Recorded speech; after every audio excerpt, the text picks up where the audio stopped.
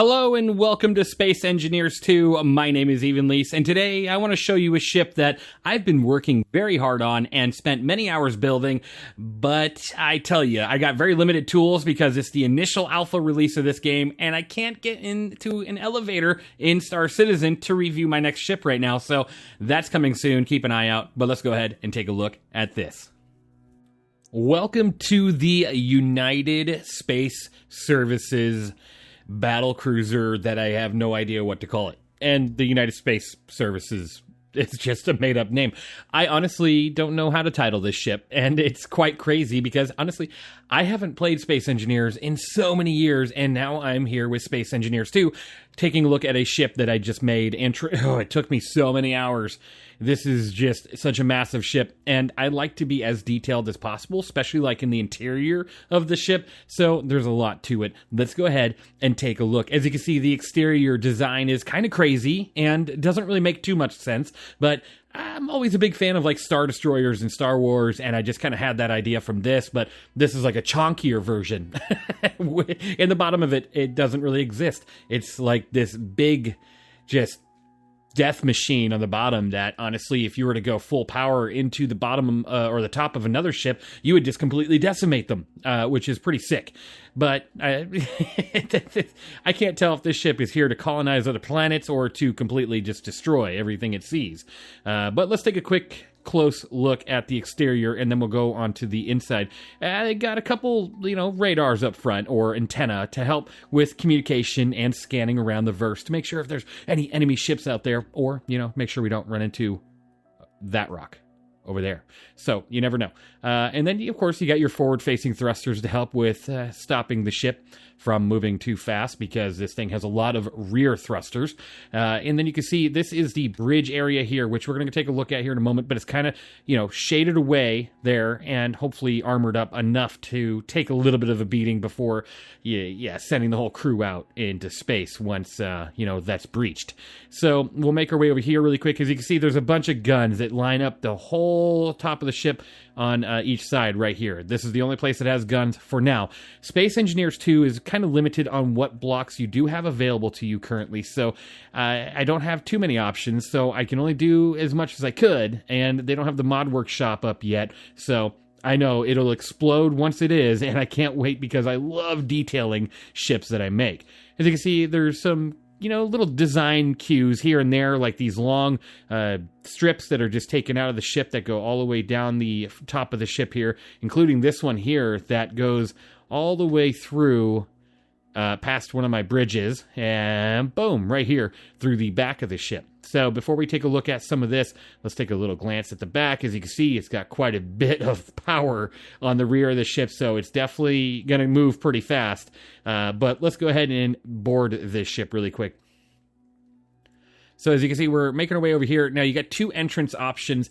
Honestly, this ship is never going to land on a planet. If it does, it's probably just piercing the ground with the front of it and making itself a permanent installation.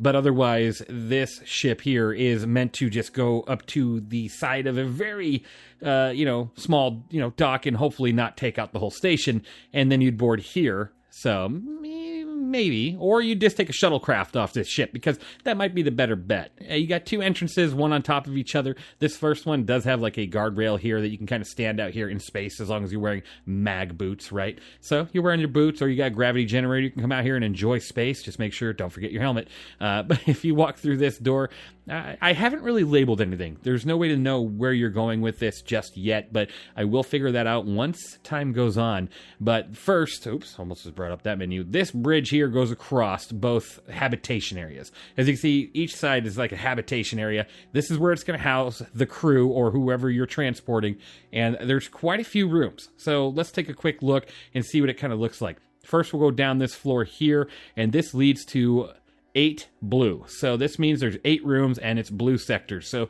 you got 8 rooms where this would have beds and all sorts of fun stuff. I think 1 person per room would be good, but I mean, it depends on how big of a crew this ship really needs. It might be more than 1 person per room, but there is 8 of them, and this back one has a little bit more space, so lucky them. Now, if we make our way across on that side, it's the same thing, but that's 8 red. So it's red sector. I'm trying to figure out ways to label this right now with very limited options. So doing what I can.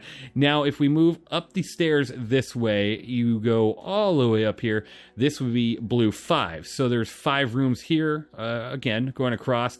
Now, this ladder, or this stairway on this side, takes you to a very random entry point to the ship. So unlike over there, that side has more rooms. As you can see, it has 6 of them. But on this side, it doesn't. It leads to just the exit here on this ship. It's more of like just an interesting choice, I decided. I don't know. I don't really know. I might take out this wall and do the same thing I did over there and just add a bunch more rooms.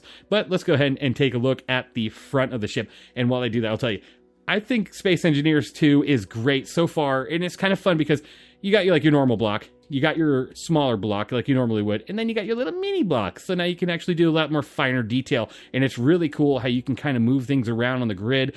A lot more freedom to it, and I feel like you can do so much more. So that's pretty nice. Now this room has a massive ceiling. I might change that and add it to be 2 floors, but for right now, this leads to your reactor room as well as pretty much everything else from your gyroscope to your gravity generator. So, and as you can see, I put these little blocks here, kind of like piping almost, like power conduits. Even though I know you do have the option for like these circular ones, I just found those looked better on the exterior of the ship, so I just kept it like that. And then I also did some of this on the exterior as well to help break up the flat surfaces. So kind of mirrored over there on the same side, but if we go through this door and then we go straight to the back, this is where, as a crew member, you'd come to get some food. And I did make up some little chairs and stuff here, so a very uncomfortable experience to eat your food. And when you come up here, you're just going to be eating steel for dinner. So make sure you grab your steel to eat your steel and sit on the steel. So it's going to be fantastic. Gotta love it. But again, doing what you can with what you have, right?